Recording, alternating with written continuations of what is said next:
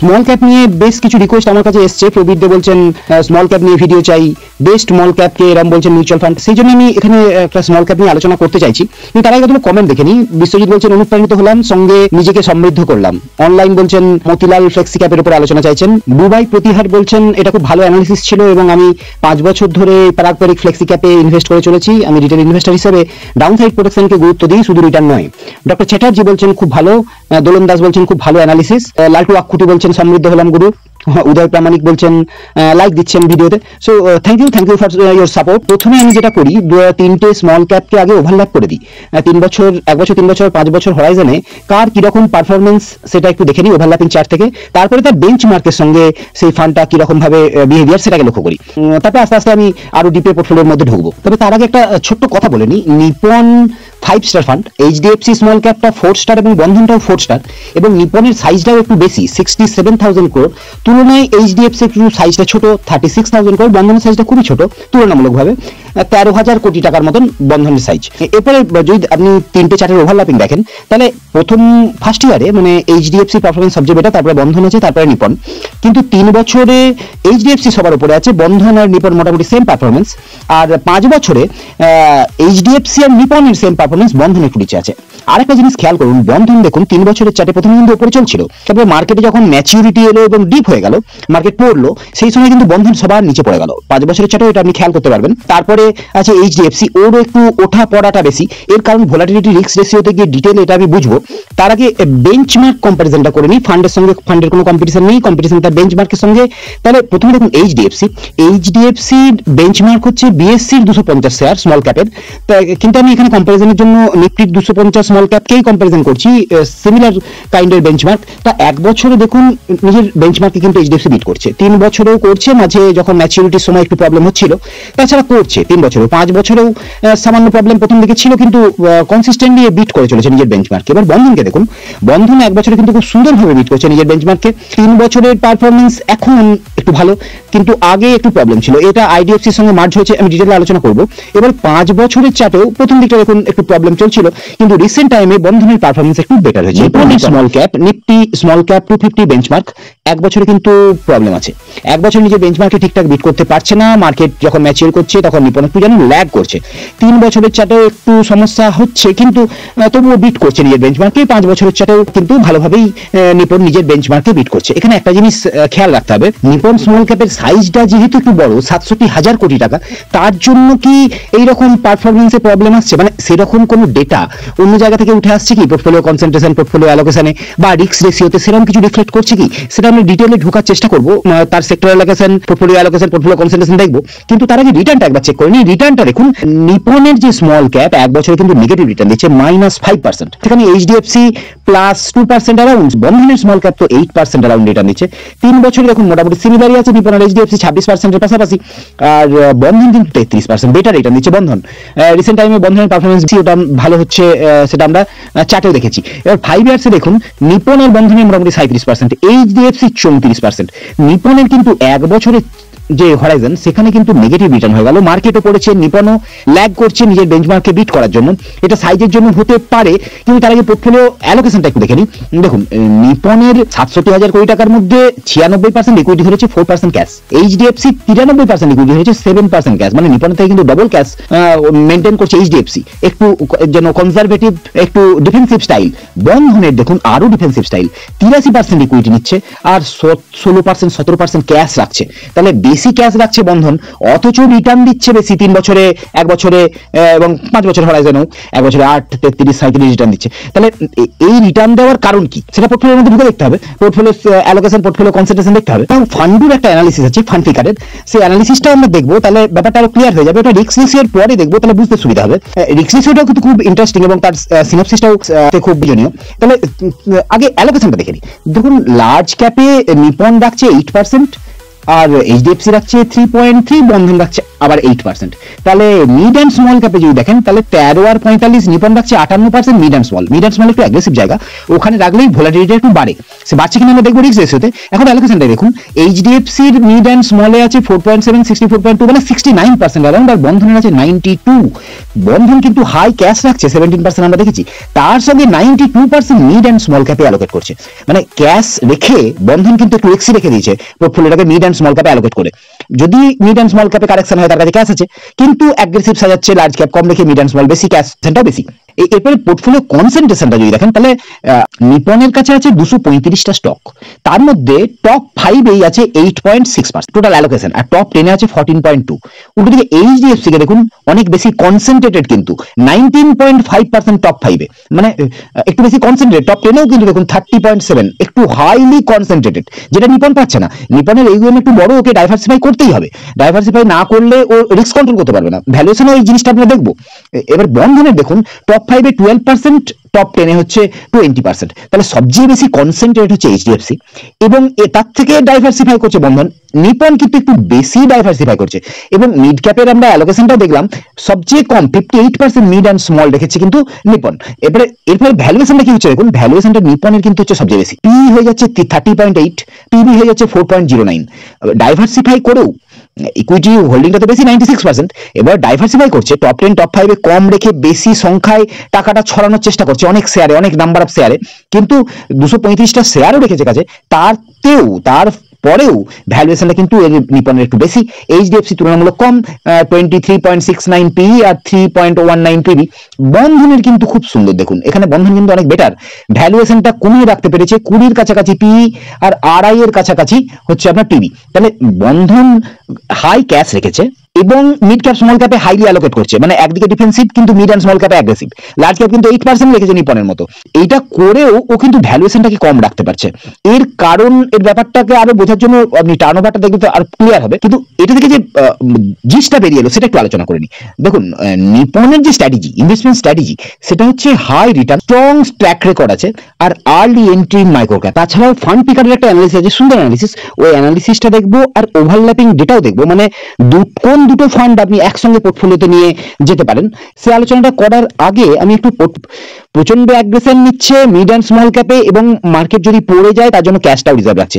এটা হচ্ছে বন্ধনের একটা ডাইনামিক, মানে একটা চিন্তা ভাবনা, ম্যানেজমেন্টের স্টাইল। শুধু তাই নয়, আর একটা জিনিস খেয়াল করুন, টার্নওভার রেশিও।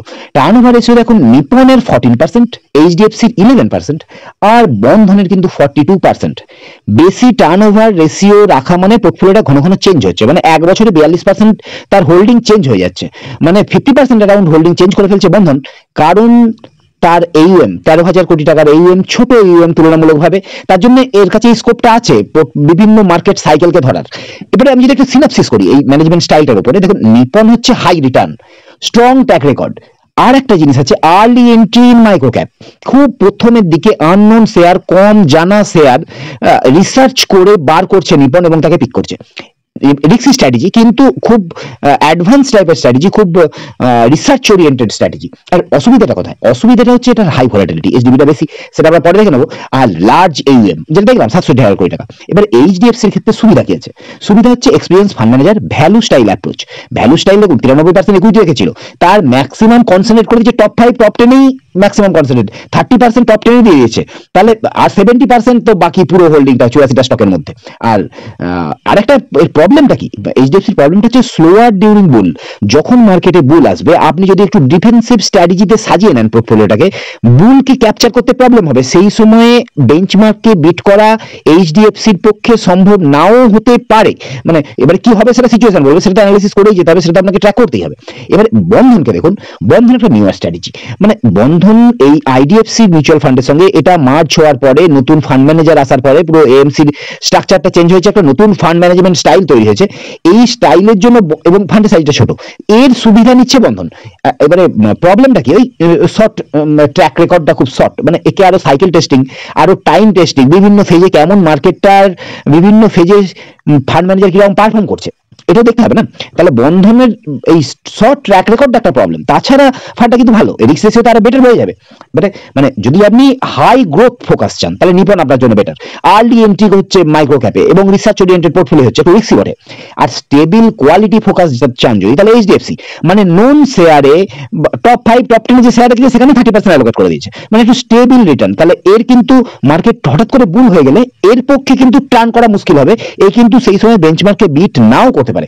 আর বন্ধনের মানে কিরকম মডারেট রিস্ক, সেক্টর রোটেশন করছে, হাই টার্নওভার দেখলাম আমরা, এবং 13,000 কোটি টাকা ছোট AUM, তাহলে সেক্টর রোটেশন করছে, বিভিন্ন সেক্টরে যখন অপরচুনিটি আসছে সেটাকে ধরছে এবং সেক্টর পারফর্ম করার পরে ছেড়ে দিচ্ছে। এই হাই টার্নওভার নিয়ে এই সেক্টরের খেলাটা কিন্তু বন্ধন খুব ভালো খেলছেও এবং রিটার্নটাও বার করছে। এবারে রিস্ক যে নিচ্ছে আর রিটার্ন যে বার করছে এইটাকে বুঝতে গেলে আপনাকে রিস্ক রেশিও দেখতে হবে। মানে রিস্ক রেশিও, কিন্তু তার আগে দেখুন একটা জিনিস, পোর্টফোলিও যখন কথা হচ্ছে তখন পোর্টফোলিওটাকে সেরে নি। মানে ক্যাপিটাল গুডস, মানে নিপন কি ধরে রাখছে, capital goods, chemical, auto bank, এইটা হচ্ছে নিপনের টপ 3 হোল্ডিং।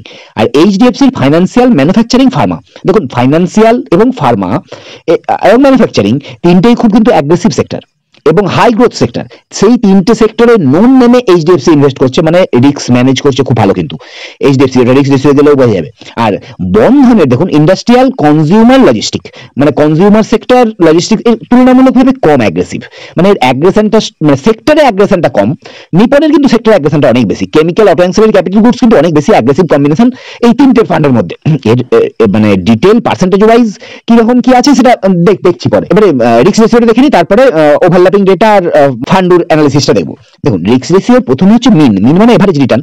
এই এভারেজ রিটার্নের ক্ষেত্রে নিপন দেখুন 24.5, এইচডিএফসি 25.5, কিন্তু বন্ধন 32। তাহলে বন্ধনের গড় রিটার্ন কিন্তু এইচডিএফসি নিপনের থেকে বেটার। হাই AUM নিপন, ছোট্ট AUM নিয়ে কাজ করছে বন্ধন, হাই টার্নওভার নিয়ে বন্ধন এমনভাবে করছে, এমনভাবে ফান্ডটাকে ম্যানেজ করছে যার ফলে কিন্তু মিন এভারেজ রিটার্নটা বেশি। এরপরে এইচডি আর বিটা, এই দুটোকে দেখুন, এই দুটোকে দেখা হয় ভোলাটিলিটি মেজার করার জন্য, মানে কত বেশি মার্কেটের ওঠাপড়ার সঙ্গে এই দুটো ওঠাপড়া করবে। এইচডি দেখুন নিপনের 16.6 আর 16.1 হচ্ছে এইচডিএফসি, আর 17.9 কিন্তু বন্ধনের কিন্তু এইচডি বেশি, ভোলাটিলিটি কিন্তু বন্ধনের বেশি। বিটাটা দেখি, বিটা 0.85 নিপন, 0.82 হচ্ছে এইচডিএফসি, এগেইন বন্ধন কিন্তু 0.92। তাহলে এইটাই কিন্তু যখন ফান্ড বেলা করেছিলাম না তখন এটাই দেখেছিলাম যে যখন মার্কেটটা পড়ে যাচ্ছে বন্ধন কিন্তু অনেক নিচে নেমে যাচ্ছে, মার্কেটে যখন উঠছে বন্ধন কিন্তু চর্চা করে উপরে উঠে যাচ্ছে। এইটা হচ্ছে এইচডিবিটার জন্য। এরপর দেখুন, দেখি আলফাটা দেখেনি, আলফা হচ্ছে নিপনের 4, এইচডিএফসি 4, কিন্তু বন্ধনের 7.5। মানে আলফাটা বলা হয় যদি আপনার বেঞ্চমার্ক, এক্ষেত্রে নিফটি স্মল ক্যাপ 250 যদি জিরো রিটার্ন দেয় তাহলে আপনার ফান্ডটা কিরকম পারফর্ম করবে। নিপন আর এইচডিএফসি আপনাকে 4% দিয়ে দেবে, কিন্তু বন্ধন আপনাকে দেবে বেশি 7.5%। তাহলে বন্ধন কম ইকুইটি নিয়ে একটু মিক্সিং স্ট্র্যাটেজি করে কিন্তু বেটার মিন মানে গড রিটার্ন, বেটার আলফা জেনারেট করতে পারছে। এরপর দেখুন সার্প আর সটিনো দুটোকেই দেখা হয় রিস্ক অ্যাডজাস্টেড রিটার্ন, এই জন্য আর কি। সার্পের ক্ষেত্রে এভারেজ, ক্যাটাগরি এভারেজ হচ্ছে 1.4, এখানে নিপন 1.4, এইচডিএফসি 1.4, কিন্তু বন্ধন 1.5। এর ক্ষেত্রে হায়ার বেটার হয়, এইচডিবিটার ক্ষেত্রে যেমন লোয়ার বেটার হয়, কিন্তু সার্প সটিনোর ক্ষেত্রে হায়ার বেটার হয়। তাহলে বেশি রিস্ক অ্যাডজাস্টেড রিটার্ন দিতে পারছে বন্ধন। এবার সটিনোটা দেখুন, সটিনোটা শুধু ডাউন সাইডটা দেখে, মানে ডাউন সাইড প্রোটেকশনটা কত, 1.8 হচ্ছে নিপন, 2 হচ্ছে এইচডিএফসি, বন্ধন এগেইন 2.5। আবার এগিয়ে গেল বন্ধন রিস্ক অ্যাডজাস্টেড রিটার্নে, মানে হাই ভোলাটিলিটি দেখলাম এইচডিবিটা, রিস্ক অ্যাডজাস্টেড রিটার্নটাও বেশি, কম স্টক নিয়ে, হাই টার্নওভার নিয়ে, কম AUM, কম স্টক, হাই টার্নওভার নিয়ে এবং হাই ভোলাটিলিটি নিয়ে বেশি এইচডিবিটা, বেটার রিটার্ন কিন্তু বার করতে পারছে, মিনও বেশি আর আলফাও বেশি, এবং রিস্ক অ্যাডজাস্টেড রিটার্ন সার্প আর সটিনও বেশি। এরপরে আমি দেখি যদি টপ হোল্ডিংটা দেখেন, ক্যাপিটাল গুডস 18% রেখেছে নিপন, ফাইন্যান্সিয়াল রেখেছে 12%, সার্ভিস রেখেছে 11.5, আর এইচডিএফসি সার্ভিসে রেখেছে 24%, ফিনান্সিয়ালে রেখেছে 12.5, হেলথ কেয়ার রেখেছে 12.2, আর ফাইন্যান্সিয়ালে সবচেয়ে বেশি রেখেছে 19 বন্ধন, আর হেলথ কেয়ারে 12 আর কনজিউমার 9। এক্ষেত্রে দেখুন সবচেয়ে বেশি অ্যাগ্রেসিভ কিন্তু নিপন, মানে ক্যাপিটাল গুডস, ফাইন্যান্সিয়াল এবং সার্ভিসেস কম্বিনেশনটা দেখুন, আর সার্ভিস, ফাইন্যান্সিয়াল, হেলথ কেয়ার, কারণ হেলথ কেয়ার সার্ভিস দুটো কনজারভেটিভ সেক্টর, ডিফেন্সিভ সেক্টর ঢুকিয়ে নিয়েছে এইচডিএফসি, আর finance, health care, consumer, finance ও consumer aggressive sector, health care sector একটু ডিফেন্সিভ। তাহলে এইরকম একটা মিক্সিং স্ট্র্যাটেজি নিয়ে চলছে কিন্তু বন্ধন। মানে যদি আপনি হাই গ্রোথ ফোকাসড মানে আপনার ফোকাসটা যদি হাই গ্রোথ হয় তাহলে নিপন বেটার, স্টেবল হলে এগেন এইচডিএফসি বেটার। আর মিক্সিং স্ট্র্যাটেজি, সেক্টর রোটেশন, ছোট ইউএম, হাই টার্নওভার, এই ধরনের একটা মানে খেলা সবসময় মার্কেটকে নিয়ে, সেইটা যদি চান তাহলে বন্ধন বেটার। এবারে রিস্ক রেশিও থেকে যেগুলো উঠে এলো, রিস্ক রেশিও থেকে উঠে আসাটাকে একটু সিনপসিস করে নি আর কি। নিপন দেখুন aggressive bottom up stock pick করছে, আর মাইক্রো ক্যাপ 65% মাইক্রো ক্যাপ ধরে নিচ্ছে, এবং এমন স্টকে বেট নিচ্ছে, কনসেন্ট্রেট করছে যেগুলো লেজার নন নেম, কম জানা নাম, মানে high research oriented risky portfolio. কিন্তু এইচডিএফসি অন্যদিকে কিন্তু কোয়ালিটি বেসড, মানে এই টপ 5 টপ 10 বেশি অ্যালোকেট করেছে, আপনি দেখছেন quality based, value oriented, growth stock pick করছে এবং ভালো রিস্ক ম্যানেজ করছে। এটা আমরা ফান্ড পিকার অ্যানালিসিসে আবার দেখবো, নোট করে রাখুন। এবার বন্ধন দেখুন রিলেটিভলি একটা নিউ পোর্টফোলিও, রিব্র্যান্ডিং হয়েছে আইডিএফসির সঙ্গে মার্জ হওয়ার পরে, কিন্তু এটা কোনো মানে টাইম টেস্টিং, সাইকেল টেস্টিংটা বাকি আছে, কিন্তু কারণ ছোট ট্র্যাক রেকর্ডটা খুব ছোট। আর ডাইভার্সিফাই করছে স্মল ক্যাপ, আর প্রচুর সেক্টর রোটেশন করছে নিপন আর এইচডিএফসি তুলনায়। নিপন আর এইচডিএফসি সেই স্কোপটা নেই, তাদের এইউএমটা বড় হয়ে গেছে, এই এখনো খেলতে পারছে কারণ 13,000 কোটি টাকার আপনার এইউএম। তাহলে এই হলো মোটামুটি বক্তব্য। এরপরে ফান্ড পিকার অ্যানালিসিস আর ওভারল্যাপিং। ফান্ড পিকার দেখুন কি করে, ও performance, risk, style, quality, diversification and consistency, এই যে 6টা গ্রেড আছে, 6টা স্কেল আছে, এই 6টা স্কেলে রেটিং দেয় আর কি। নিপনের দেখুন পারফরমেন্সে 4, এইচডিএফসি 2, বন্ধনের 5। তাহলে পারফরমেন্সে বন্ধন সবচেয়ে ভালো বলে মনে করছে ফান্ড পিকার। আমরা দেখেছি সেটা, মানে রিসেন্টলি যে রিটার্নটা আমরা দেখেছি তাতে পারফরমেন্স বেটার। এবার রিস্ক খুব ভালো অ্যাডজাস্ট করে নিচ্ছে রিস্কটা, এইচডিএফসি 4, নিপনের তারপরে 3, কিন্তু বন্ধনের 2। সেক্টর রোটেশন করছে, অ্যাগ্রেসিভ স্টক তুলছে, তো তাহলে এর তো রিস্ক ফ্যাক্টরটা বেশি হবেই। আর high growth, value oriented investment করছে এইচডিএফসি, তাহলে এর রেটিংটা সবচেয়ে বেশি সুন্দর রেটিং হবে, ভালো রিস্ক ম্যানেজার এখানে। এবারে স্টাইলে দেখুন, স্টাইলে কিন্তু বন্ধন এগেন 5। এই যে সেক্টর রোটেশনে সেক্টর খেলা, এখানে কিন্তু খেলছে যেমন তেমনি জিতছেও। নিপন হচ্ছে 4, এইচডিএফসি হচ্ছে 3। এবার কোয়ালিটির ক্ষেত্রে এগেন এইচডিএফসি হচ্ছে 2, নিপন 4, আর বন্ধন কিন্তু 3। ডাইভার্সিফিকেশনে এইচডিএফসি ডাইভার্সিফিকেশন কম, কনসেন্ট্রেটেড পোর্টফোলিও, তো সবচেয়ে কম রেটিং পাচ্ছে এইচডিএফসি 2, নিপন পাচ্ছে 4। ডাইভার্সিফিকেশন তুলনামূলক নিপনের বেশি ডাইভার্সিফাইড ফান্ড, বন্ধন কিন্তু আরো বেশি ডাইভার্সি। বন্ধন কম ইকুইটি রাখছে, 83% ইকুইটি রেখেছিল ঠিক কথা, 17% ক্যাশ রেখেছে, বেশি ক্যাশ রেখেছে, কিন্তু ডাইভার্সিফাই করেছে, ছোট স্টকে বেশি ইনভেস্টমেন্ট, দেখলাম না, মানে 92% মিড অ্যান্ড স্মল ক্যাপ তুলে নিয়েছে। তাই ডাইভার্সিফিকেশনটা কেন বেশি, সেক্টর রোটেশনটা বেশি। আর কনসিস্টেন্সিতে এগেইন বন্ধন 5, নিপন 4, আর এইচডিএফসি কিন্তু 3। তাহলে কনসিস্টেন্সিতেও বন্ধন বেটার হচ্ছে, তাহলে বন্ধন 4টিতে ফুল মার্কস পেয়ে যাচ্ছে। কিন্তু পারফরমেন্স, স্টাইল, ডাইভার্সিফিকেশন, কনসিস্টেন্সি, এই 4টে ক্ষেত্রে কিন্তু বন্ধন বেটার করছে। কিন্তু বন্ধনের যে স্ট্র্যাটেজিটা সেটা কিন্তু অ্যাগ্রেসিভ স্ট্র্যাটেজি।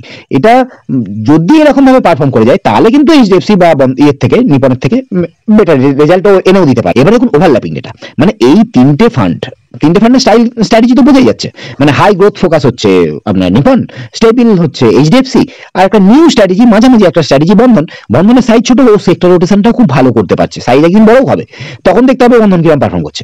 এরপরে ওভারল্যাপিং ডেটা যদি দেখেন, প্রথমে এখন এইচডিএফসি আর বন্ধন, তাহলে এইচডিএফসির আছে 84টা স্টক, বন্ধন আছে 186টা স্টক, তার মধ্যে 19টা স্টক কমন, 13% ওভারল্যাপিং।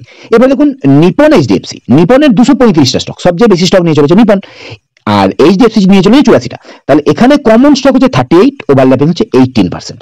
আর নিপন বন্ধনে যদি দেখেন তাহলে 235 নিপন, বন্ধন 186, 52টা কমন স্টক, দুজনের স্টকের সংখ্যা বেশি, কমন স্টকটা বেড়ে গেছে। তাহলে এখন ওভারল্যাপিংটা যদি সিনপসিস করি, তাহলে এইচডিএফসি বন্ধনের 13% overlapping, Nippon HDFC 18% overlapping, Nippon Bandhan 15% overlapping. মানে এইচডিএফসি আর নিপন এই দুটো ফান্ড সাইজটা বড়, এখানে ওভারল্যাপিংটাও একটু বেশি।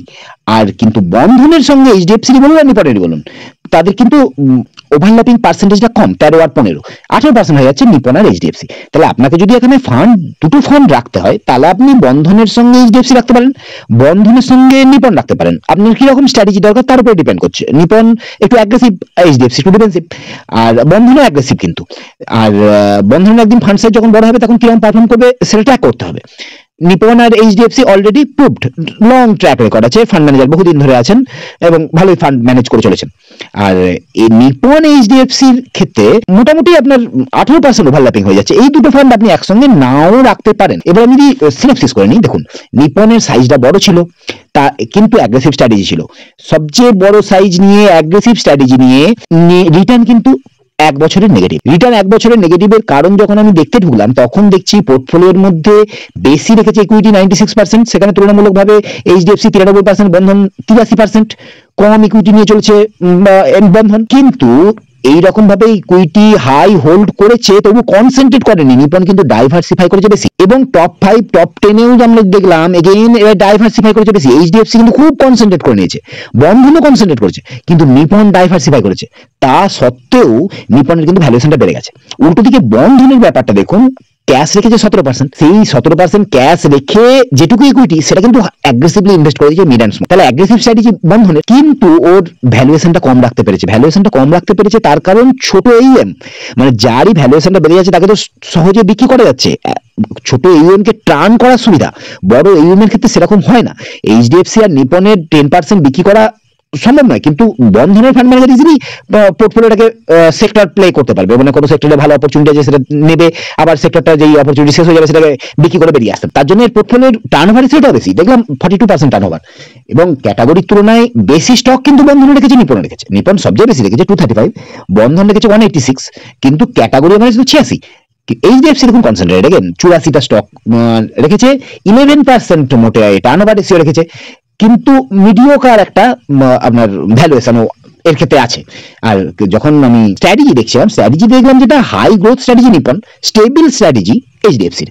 আর বন্ধন একটু রিমডেলিং হওয়ার পরে, আইডিএফসি মার্জ হওয়ার পরে পারফরমেন্সটা বেটার, কিন্তু তার আগে পারফরমেন্স খুব একটা ভালো ছিল না। এখনকার পারফরমেন্সের হিসাবে যদি আপনি রিস্ক রেশিওটা বিচার করেন, রিস্ক রেশিওতে সবচেয়ে বেশি ভোলাটিলিটি কিন্তু বন্ধনের, সেটা আমরা চার্ট অফ ডেভেলপমেন্ট ডেটাতে দেখেছিলাম। কিন্তু ভোলাটিলিটি নিয়েও সে কিন্তু বেটার আলফা দিচ্ছে এবং বেটার মিন দিচ্ছে এভারেজ রিটার্ন, এবং রিস্ক অ্যাডজাস্টেড রিটার্ন যেটা 60% সেটাও বেটার। এইচডিএফসি আর বন্ধনের ক্ষেত্রে দুজনের ভোলাটিলিটি মোটামুটি এক, মিন এভারেজ রিটার্ন বলতে গেলে এইচডিএফসির একটু বেশি, কিন্তু আপনার আলফা দুজনেরই চার। তার মানে ওইটাই, যদি আপনি নিপন কেনেন, নিপন অ্যাগ্রেসিভ স্টক পিক করছে, অ্যাগ্রেসিভলি মাইক্রো ক্যাপ হোল্ড করছে এবং রিসার্চ ওরিয়েন্টেড পোর্টফোলিও খুঁজে স্টক বার করছে এবং তাতে লং রাইড করছে, কারণ টার্নওভার সেরকম। এইচডিএফসির ক্ষেত্রে অন্যরকম পুরো ফান্ড ম্যানেজমেন্ট স্টাইল, পুরো কোয়ালিটি ধরার চেষ্টা করছে, long term growth stock pick করছে, ভ্যালু ওরিয়েন্টেড অ্যাপ্রোচ এবং দারুণভাবে রিস্কটা ম্যানেজ করে। বন্ধন কিন্তু একটা মিক্সিং স্ট্র্যাটেজি, এই নিউ পোর্টফোলিও ছোট ইউএম হাই টার্নওভার দিয়ে স্ট্র্যাটেজি মিক্স করা সম্ভব করছে, কিন্তু এর প্রবলেম হচ্ছে ট্র্যাক রেকর্ডটা তো ছোট, একে সাইকেল টেস্টিং, টাইমস টেস্টিং এখন দিতে হবে। দুটো বেয়ার মার্কেট কিরকম পারফর্ম করে, দুটো বিভিন্ন সাইকেল কিরকম খেলে, তার উপর ডিপেন্ড করছে পারফরমেন্স, যদি এই স্ট্র্যাটেজিটা সে ধরে রাখে। এবারে ফান্ড পিকারের যেটা অ্যানালিসিস দেখলাম ওটাই দেখলাম, মানে বন্ধন পারফরমেন্সে, স্টাইলে, ডাইভার্সিফিকেশনে, কনসিস্টেন্সি চারটিতেই 5 র্যাঙ্ক পাচ্ছে, আর 5টিতে 4 পাচ্ছে। মানে নিপনের একটা mediocre strategy, aggressive strategy, high AUM নিয়েও কিন্তু পারফরমেন্স ভালো, সুন্দর। এইচডিএফসিটা কিন্তু একটু ডিফেন্সিভ স্টাইল, মানে স্মল ক্যাপে ডাউন সাইড প্রোটেক্ট করাটা একটা বড় ব্যাপার।